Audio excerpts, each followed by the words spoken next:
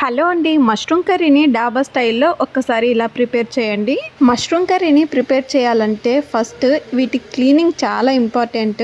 మష్రూమ్స్కి చాలా మట్టి వస్తుంది. వాటర్లో వేసేసి 4-5 టైమ్స్ క్లీన్ చేసుకోవాలి. మష్రూమ్స్ని మార్కెట్లో తీసుకునే ముందు ఇలా వైట్గా ఉన్న వాటినే తీసుకోవాలి. కొంచెం కలర్ చేంజ్ అయిన ప్యాకెట్స్ కూడా ఉంటాయి. వాటిని తీసుకొని కర్రీ చేస్తే అసలు టేస్ట్ ఉండదు. మీరు ఎప్పుడైనా మార్కెట్స్లో తీసుకునే ముందు ఇలా వైట్ కలర్ ఉన్న వాటిని ప్రిఫర్ చేయండి. మష్రూమ్ కర్రీని ఎలా ప్రిపేర్ చేసుకోవాలి అంటే మష్రూమ్స్ అన్నింటినీ క్లీన్ చేసేసుకొని ఒక ప్లేట్లోకి తీసేసుకోవాలి. తర్వాత వాటన్నింటినీ ముక్కలుగా కట్ చేసి పక్కన పెట్టేసుకోవాలి. తర్వాత ఒక బాండి పెట్టేసి అందులో 2 టేబుల్ స్పూన్ల ఆయిల్ వేసి మిరియాలు లవంగాలు వేసి వేయించేసుకోవాలి. అందులోనే కట్ చేసి పెట్టుకున్న ఆనియన్స్ని వేసి బ్రౌన్ కలర్ వచ్చేంత వరకు వేయించేసుకోవాలి.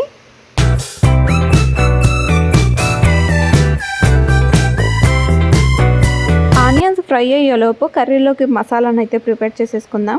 మిక్సీ జార్లోకి జీడిపప్పును అలాగే కట్ చేసి పెట్టుకున్న టమాటా ముక్కల్ని కొబ్బరిని వేసి మిక్సీ పట్టేసుకోవాలి.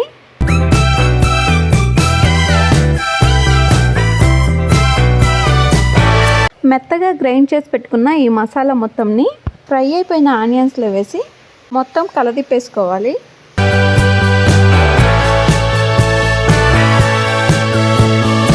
మొత్తంని ఆనియన్స్లో వేసి 2 నిమిషాల పాటు వేయించుకున్న తర్వాత పచ్చివాసన పోయి మంచి స్మెల్ అయితే వస్తుంది.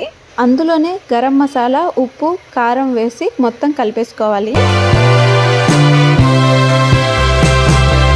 వీడియోని లాస్ట్ వరకు స్కిప్ చేయకుండా చూడండి. మన ఛానల్ కానీ ఫస్ట్ టైం చూస్తున్నట్లయితే సబ్స్క్రైబ్ చేయడం మాత్రం మర్చిపోకండి.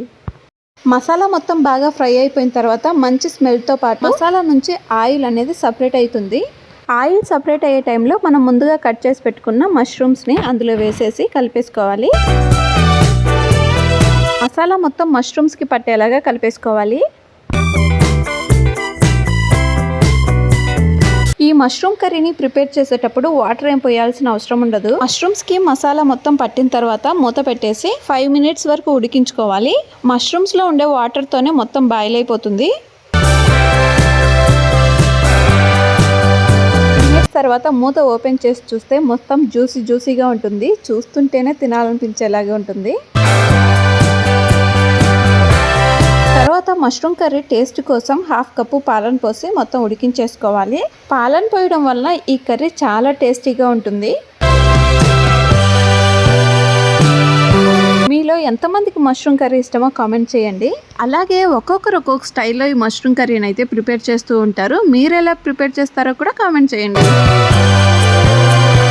తర్వాత అందులో కరివేపాకుని వేసి కలిపెట్టేసుకొని అందులోనే 1 స్పూన్ ధనియాల పొడి, 1 స్పూన్ జీలకర్ర పొడిని వేసుకొని బాండీలో గ్రేవీ నుంచి ఆయిల్ సపరేట్ అయ్యే టైంలో గ్యాస్ని ఆపేసుకుంటే ఎంతో టేస్టీగా జ్యూసీగా ఉండే డాబా స్టైల్ మష్రూమ్ కర్రీ అయితే రెడీ అయిపోతుంది.